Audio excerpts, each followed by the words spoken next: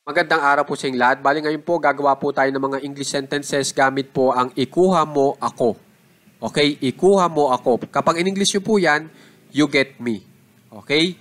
Ngayon, gamit na gamit po kasi itong ikuha mo ako kaya ginagawa ko ngayon ito. So, ang gagawin nyo lang po ay sasamahan lang po natin itong ikuha mo ako ng iba pang impormasyon. Okay? Pipili lang po kayo ng isa dito. Okay? Pagkapili nyo ng isa dyan, isasama nyo po dito sa ikuha mo ako at makakabuo na po tayo ng English sentence. So, magbigay po ako ng halimbawa. Ikuha mo ako ng isang kurot na asin. Kapag in English nyo po yan, you get me a pinch of salt. So, kayo na lang pong bahala magpalit nitong asin kung gusto nyo ay iba, katulad ng asukal. Ikuha mo ako ng isang kurot na asukal.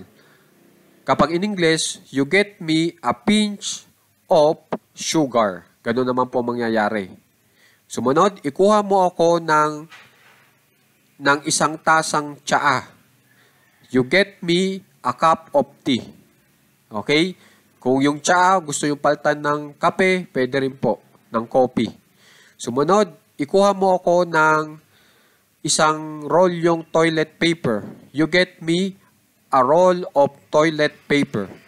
Kung yung toilet paper ay gusto nyong palitan ng kawad, GI wire, pwede rin po. Sumunod, ikuha mo ako ng isang baretang sabon. You get me a bar of soap. Okay? Kung itong soap o sabon, pwedeng palitan po natin yun ng chocolate. Isang bar na chocolate. Okay? Pwede rin po yun. Ikuha mo ako ng isang basong tubig. You get me a glass of water. Pwedeng itong tubig, palitan nyo ng gatas, milk, o kaya juice. Kayo na lang pong bahala. Sumunod, ikuha mo ako ng isang hiwa ng cake. You get me a slice of cake. Okay? Sumunod, ikuha mo ako ng isang tube ng toothpaste. You get me a tube of toothpaste. At ang huli, ikuha mo ako ng isang kutsarang suka. You get me a tablespoon of vinegar. Okay? Bali, ang gusto ko lang din po ituro dito sa inyo ay yung tinatawag na quantifiers.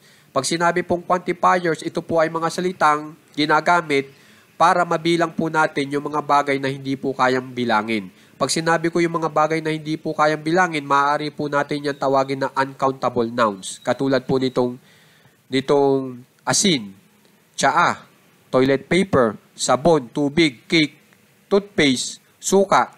Yan po sa English ay tinuturing na mga bagay na hindi kayang bilangin. At para mabilang po natin yan, kailangan po ng tulong ng quantifier. At yung mga quantifier po na nandito, para mabilang nga po natin yung mga uncountable nouns na yan, ay ito pong kurot bilang pinch, tasa bilang cup, rolyo bilang roll, bareta bilang bar, baso bilang glass, hiwa bilang slice, tube bilang tube, kutsara bilang tablespoon.